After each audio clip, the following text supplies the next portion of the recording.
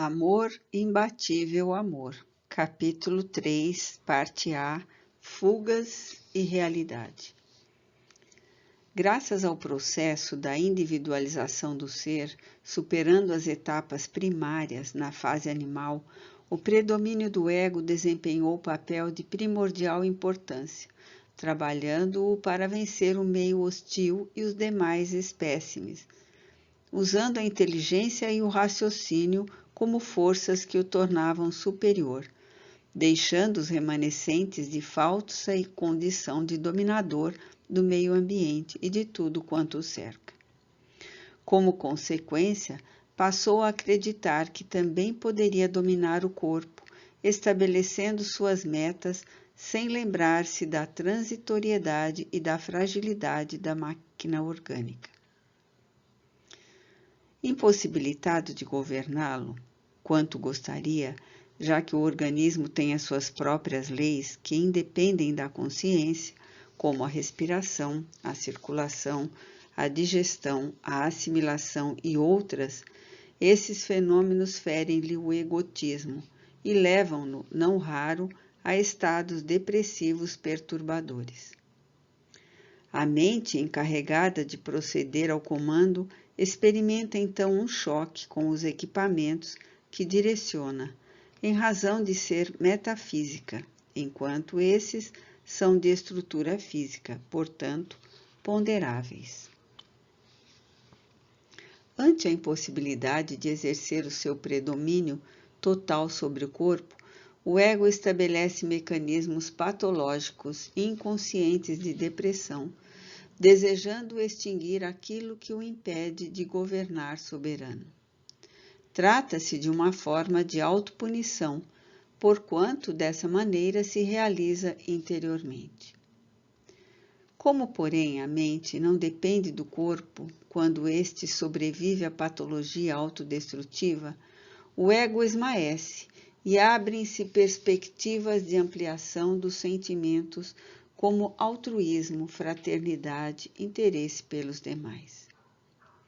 O egoísmo é invejoso, porque aspirando a tudo para si, lamenta o prejuízo de não conseguir quanto gostaria de deter, e por isso inveja o corpo que não lhe submete, preferindo matá-lo na insânia em que se debate.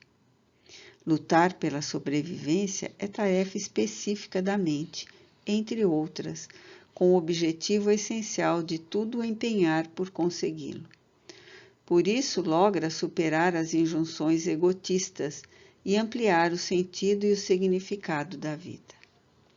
O ser humano está fadado à glória solar, acima das vicissitudes, às quais se encontra submetido momentaneamente, como resultado do seu processo evolutivo que o domina em couraças, de que se libertará, a pouco e pouco, utilizando-se dos recursos bioenergéticos e outros que as modernas ciências da alma lhe colocam ao alcance, ajudando-o no crescimento interior e na conquista do self. Hedonismo. O conceito de hedonismo tem se desdobrado em variantes através dos séculos.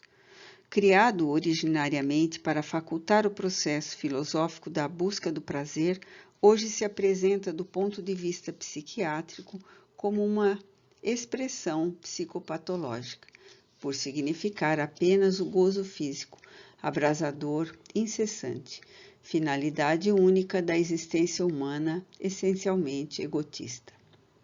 Tal conceito surgiu com o discípulo de Sócrates, Aristipo de Cirene, por volta do século V a.C., e foi consolidado por seus seguidores. A finalidade única reservada ao ser humano, sob a óptica hedonista, era o prazer individual. Na atualidade, consideram-se duas vertentes no hedonismo, a primeira denominada psicologia ou antiga, que tem como meta o prazer como último fim, constituindo uma realidade psicológica positiva gratificante.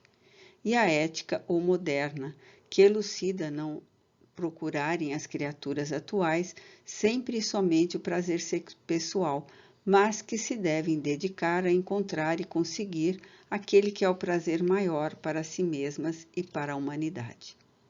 A tendência do ser humano, todavia, é a busca do que agrada de imediato, em razão do atavismo remanescente da posse, da dominação sobre o espécime mais fraco, que se lhe submete servilmente, proporcionando o gozo da falsa superioridade. Neste comportamento, a libido predomina, estabelecendo a meta próxima que se converte na autorrealização pelo atendimento ao desejo. O desejo é fator de tormento, porquanto se manifesta com predominância de interesse, substituindo todos os demais valores como primacial, após o que, atendido, abre perspectivas a novos anseios. Neste capítulo, o desejo de natureza lasciva, fortemente vinculado ao sexo, atormenta, dando surgimento a patologias várias que necessitam de assistência terapêutica especializada. Noutras vezes, as frustrações interiores impõem alteração de conduta, dando origem ao desejo do poder, da glória, da conquista de valores amoedados, na vã ilusão de que essas aquisições realizam o seu possuidor. A realidade, no entanto, surge mais decepcionante, o que produz às vezes estados depressivos ou de violência, que irrompem sutilmente ou voluptuosos. São algumas destas ocorrências psicológicas que dão surgimento aos ditadores, aos dominadores arbitrários de pessoas e de grupos humanos, aos criminosos hediondos, aos perseguidores implacáveis, a expressivo número de infelicitadores dos outros, porque infelizes eles próprios. No íntimo, subconscientemente, está a busca hedonista, impositiva, egóica, sem nenhuma abertura para o conjunto social, para a comunidade ou para si mesmo através das expressões de afeto e de doação, de carinho e bondade, que são valores de alto conteúdo terapêutico. O hedonista vê-se apenas a si mesmo, aturdindo-se na insatisfação que acompanha o prazer, porquanto jamais se torna pleno. A ânsia do prazer é tão incontrolável quão intérmina. Conseguindo um, outro surge numa sucessão desenfreada.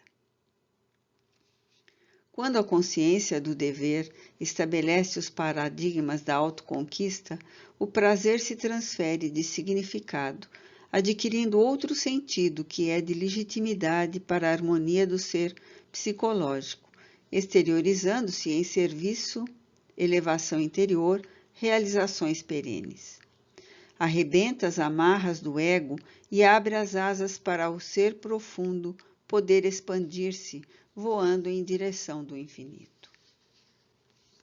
O prazer de ajudar transforma o indivíduo em um ser progressista, idealista, que se realiza mediante a construção da felicidade de outrem, sem qualquer forma de fuga da sua própria realidade.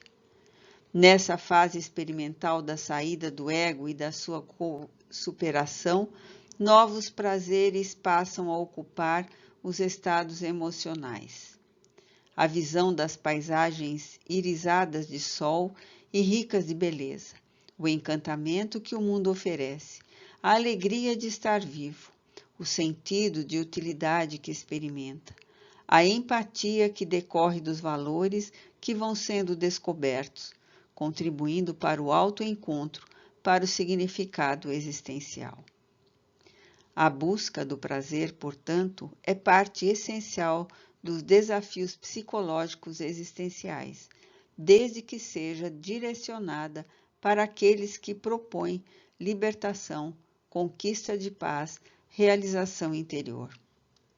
O altruísmo é o antídoto, a terapia mais valiosa para a superação do estágio hedonista da evolução do ser. O eu e a ilusão.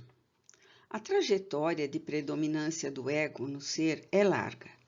A descoberta do eu profundo, do ser real, da individuação é, por consequência, mais difícil, mais sacrificial, exigindo todo o empenho e dedicação para ser lograda.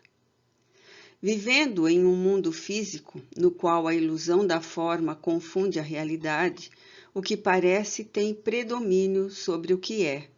O visível e o temporal dominam os sentidos em detrimento do não visível e do atemporal, jungindo o ser à projeção, com prejuízo para o que é real, e é compreensível que haja engano na eleição do total em detrimento do incompleto. Esse conflito, parecer e ser, responde pelo equívocos existenciais, que dão preferência ao que fere os sentidos, substituindo as emoções da alma, além das estruturas orgânicas. Estabelece-se, então, a prevalência da ilusão derivada do sensorial que a tudo comanda, no campo das formas, desempenhando finalidade dominante em quase todos os aspectos da vida.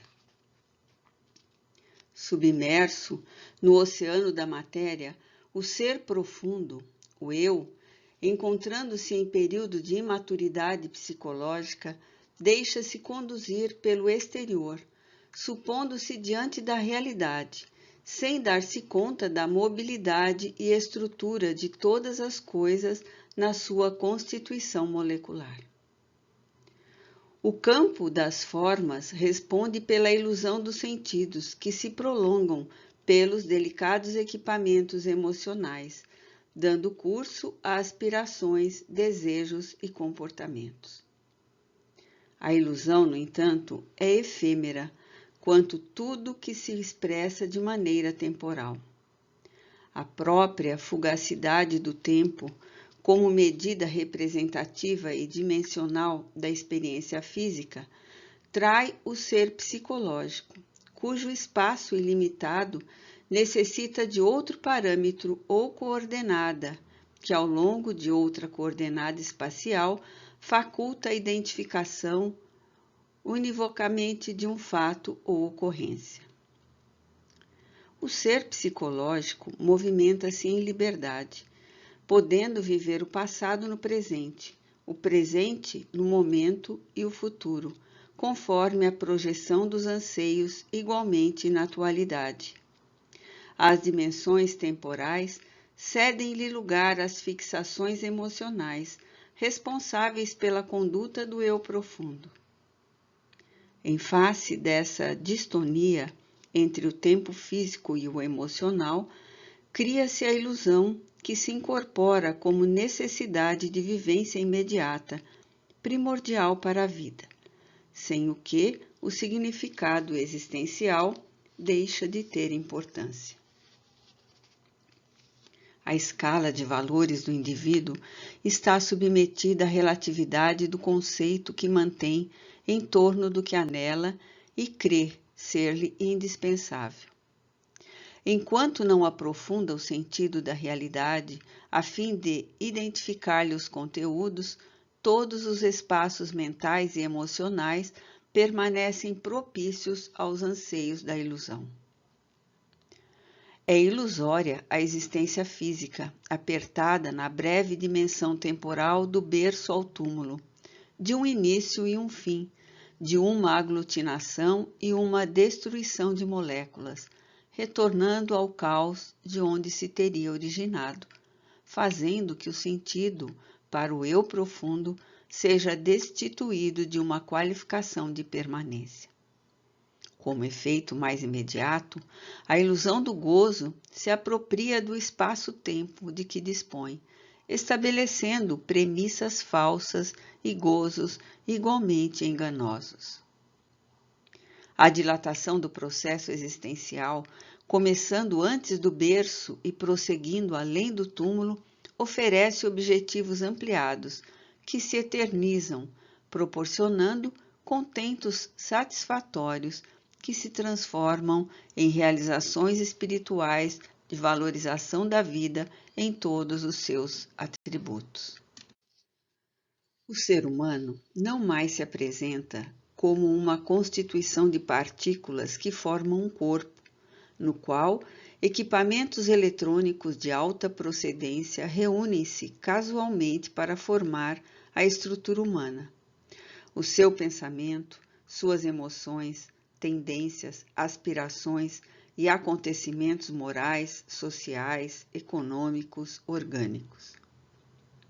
Essa visão do ser profundo desarticula as engrenagens falsas da fatalidade, do destino infeliz, das tragédias do cotidiano, dos acontecimentos fortuitos que respondem pela sorte e pela desgraça dos absurdos e funestos sucessos existenciais. Abre perspectiva para a autoelaboração de valores significativos para a felicidade, oferecendo estímulos para mudar o destino a cada momento, alterar as situações desastrosas por intermédio de disciplinas psíquicas, portanto, igualmente comportamentais, superando as ilusões fastidiosas e rumando na direção da realidade permanente a qual se encontra submetido. Certamente, os prazeres e divertimentos, os jogos afetivos, quando não danosos para os outros, gerando-lhes lesões na alma, as buscas de metas próximas que dão sabor à existência terrena, devem fazer parte do cardápio das procuras humanas, nesse interrelacionamento pessoal e comportamental, que enriquece psicologicamente o ser profundo. O fato de expressar-se como condição de indestrutibilidade não o impede de vivenciar as alegrias transitórias das sensações e das emoções de cada momento. Afinal, o tempo é feito de momentos, convencionalmente denominados passado, presente e futuro. Qualquer castração no que diz respeito à busca de satisfações orgânicas e emocionais produz distúrbio nos conteúdos da vida. No entanto, o apego exagerado, a ininterrupta volúpia por novos gozos, a incompletude produzem, por sua vez, outra ordem de transtornos que atormentam o ser, impedindo-o de crescer e desenvolver as metas para as quais se encontra corporificado na Terra. Diversos estudiosos da psique humana atribuem ao conceito de imortalidade do ser uma proposta ilusória, necessária para o seu comportamento, a partir do momento em que se liberta do pai biológico, transferindo seus conflitos e temores para Deus, o Pai Eterno, herança do primarismo tribal. Esse temor se tornaria prevalecente na conduta imatura que teria necessidade de suporte para a afirmação e desenvolvimento da personalidade, como para a própria segurança psicológica. Como consequência, atribuem tudo ao caos do princípio antes do tempo e do espaço einsteiniano. Se considerarmos esse caos como de natureza organizadora, programadora, pensante, anuímos completamente com a tese da origem das formas no universo. Se, no entanto, lhe atribuirmos condição fortuita e impensada dos acontecimentos, somos levados ao absurdo da aceitação de um nada gerar tudo, de uma desordem estabelecer equilíbrio, de um desastre de coisa nenhuma, por inexistir qualquer coisa, dar origem à grandeza das galáxias e à harmonia das micropartículas, para não devanearmos poeticamente pela beleza e delicadeza de uma pétala de rosa perfumada ou a leveza de uma borboleta flutuando nos rios da brisa suave, ou das estruturas do músculo cardíaco, dos neurônios cerebrais. A vida tem sua causalidade em si mesma, pensante e atuante, que convida às reflexões demoradas e qualitativas, propondo raciocínios cuidadosos, a fim de não se perder em complexidades desnecessárias. Por efeito, todos os seres sencientes, particularmente o humano, procedem de uma fonte geradora, realizando grandiosa viagem de retorno à sua causa. Os conflitos são heranças de experiências fracassadas, mal vividas, deixadas pelo caminho por falta de conhecimento e de emoção, que se vão adquirindo etapa a etapa no processo dos renascimentos do espírito, seu psiquismo eterno. A ilusão resulta igualmente da falta de percepção e densidade de entendimento, que se vai esmaecendo e cedendo lugar à realidade, à medida que são conquistados novos patamares representativos das necessidades do progresso. São essas necessidades primárias, indispensáveis, essenciais, que estabelecem o considerando do psiquismo para a busca do que lhe parece fundamental e propiciador para a felicidade. O eu permanece enquanto a ilusão transita e se transforma.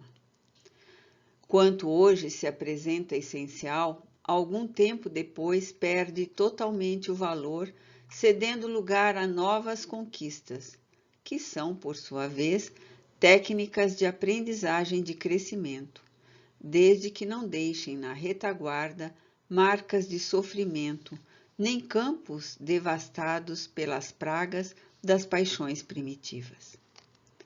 Momento chega a todos os seres em desenvolvimento psicológico, no qual se recorre à busca espiritual, à realização metafísica, superando-se a ilusão da carne, do tempo físico, assim se equilibrando interiormente para inundar-se de imortalidade consciente.